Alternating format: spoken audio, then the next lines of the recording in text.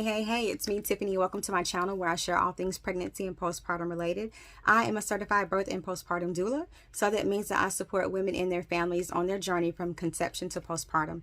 If you haven't had a chance yet, please go check out my website at www.nurturebytiff.com, where you can check out my doula services that I offer. You can check out my childbirth education courses, and you can also check out my merch. So I'm going to start doing a little thing here where I share news articles or stories regarding, parents and moms and children, because I think that, as a mom and as a doula, there's just a lot going on in the world today that is going on, with parenting and, being a mother, just horrendous acts that are going on. So I'm gonna share a few stories, here and there, and I'm just gonna give my commentary or let you know my thoughts, and I would love to hear your feedback as well. So today I'm gonna share a story on a lady out of Virginia. Her name is Veronica Youngblood. So she was accused, or has been accused of, I think she's been sentenced already if I'm not mistaken, but she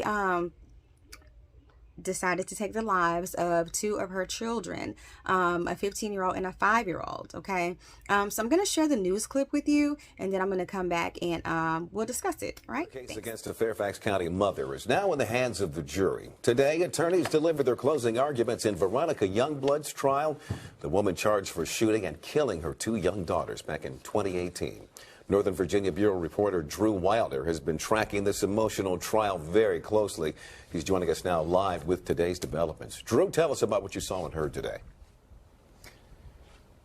Yeah, Leon, well, as you mentioned, this has been such an emotional trial throughout, and today in court we saw that once again. A young woman who was friends with the older victim in this case was in court today listening to closing arguments. At one point, she got up crying, nearly hysterical, and had to run out of the courtroom because she could barely stand to hear what was being discussed. All of this was happening as prosecutors were trying to convince the jury that Veronica Youngblood is guilty on 2 counts of first-degree murder, and the defense continues to make its argument that she's not guilty by reason of insanity. New video only on 4 tonight of Veronica Youngblood's interview with police in the hours after she shot and killed her daughters, 5-year-old Brooklyn and 15-year-old Sharon. In the interview, Youngblood references her plan to kill her daughters several times. Buy a gun and kill my daughters and me. So to buy a gun and kill your daughters and yourself? Yes. Inside their McLean apartment on August 5th, 2018, Youngblood's defense attorneys concede she shot and killed the girls. 15-year-old Sharon was still alive when police arrived, and that officer testified, quote, she said her mom came into the room and said, I'm going to take you to see God, and then shot her. Youngblood was arrested after calling her ex-husband and leaving him a voicemail, confessing and telling him she hated him. 2 days later, 5-year-old Brooklyn was supposed to move to live with her father. Prosecutors say Youngblood killed the girls to prevent that. However, the defense paints the father as abusive and controlling, partially why the defense claims Youngblood was driven into major depressive disorder. The defense drawing attention to this moment in the police interview. I am guilty. So your punishment should be what? Death penalty. Death penalty? Youngblood seems to invite the death penalty, which Virginia has since abolished. The defense also points to a doctor's description of Youngblood's depressive psychosis, in which she claims she heard voices that told her to kill her kids and herself. Yet for the jury, all of that could still be true, and the only question they really need to weigh is whether Veronica Youngblood was legally insane at the moment she pulled the trigger.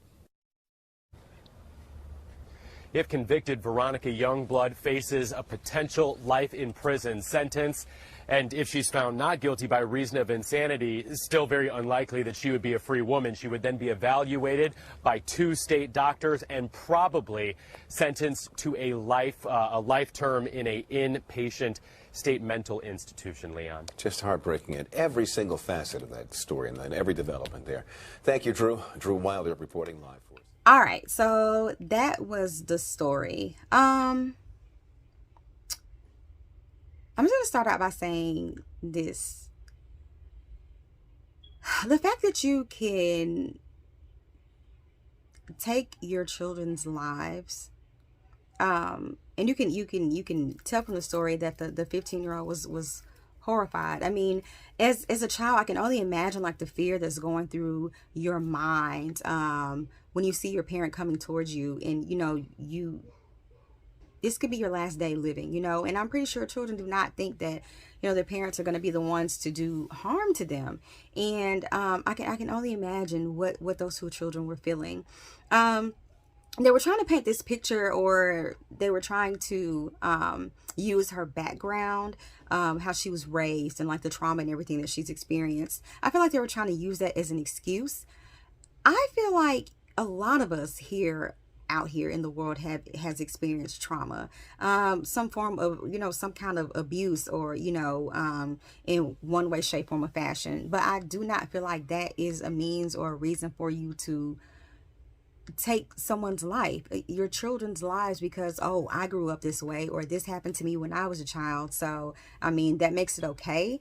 If anything, I feel like that should be all the more reason that you would want to do things differently. You would want to be the best mother or father or caretaker that you could be, because it's like, hey, I went through these things. I don't want my children to go through these things at all. And the fact that she could do that and then make the phone call to tell her soon-to-be ex-husband that I did this and I hate you. What? That mind-blowing and very shocking to me. It just doesn't make sense to me. I feel like her sentencing and what she got, or what she will get, is well deserved, because what those babies do to you? Absolutely nothing. You know what I mean? You can't just get upset and act out like a child because you don't get your way. You can't do that. You cannot do that. And I hate it for those kids. I really, truly do, because they didn't deserve that. They didn't deserve that at all. It's just, that was wrong on so many levels. You've got to really, truly be more, use more discernment. You have to be careful when it comes to choosing people to procreate with. You know what I mean? It's like, we just get out here and we get with people and we really don't know, much about them, their mental health or any of that. You know what I mean? And we get with these people and they may not be the best suited or safest person for us to really be with. The minute you decide to change your mind, or you decide you don't want to be with them anymore, just like that, okay, well, fine, I'm going to take the kids from you. You know what I'm saying? I'm gonna take the kids, and I'm going to make sure that you never see them again. Horrible. Really horrible. I have girls, you know what I'm saying? I'm sure you all know that. Like, I have girls, I have children, and I could never ever imagine, if a marriage or relationship or whatever was to end, for me to just be like, you know what, fine, I'm doing this to the kids and I hate you. That's not what you do. You know what I'm saying? Whatever the issue is between you and your significant other is between you and your significant other. It has nothing to do with your children. They should never be used as a pawn. They should never be used as a form to punish, you know what I'm saying, someone else because they're not doing what you want them to do. That makes absolutely no sense at all. And the fact that she wants to get up and scream and holler, you weren't doing all that trying to be a parent or be a mom, and you want to have this outburst and get someone to feel sorry for you. Because I think she even had the jurors crying. Like, what? There's no way. I would not be able to sit on that jury and cry and feel sorry for her. Not at all. Like I said, they were trying to paint this picture as her being like a victim. And, she came from a horrible background and she was abused. And I mean, what does that mean? So if that's the case, you have two options, okay? I feel like if you came from that background and you were abused, either you need to make the decision to be the best parent that you could be, or make the decision not to have any babies at all. You know what I'm saying? Like, I feel like that's what it should be. But I would definitely love your feedback on this story. I just wanted to get on here and kind of, vent a little bit and talk about that, because I really hadn't even heard about the story until a few days ago. Yeah, I know her sentencing was like a day or two ago, and I had to just kind of read over it because, like I said in my last video, it's just so much going on. It's like we are either the kids are out here acting up or the parents are out here acting up. And it's like, where's the guidance? You know what I'm saying?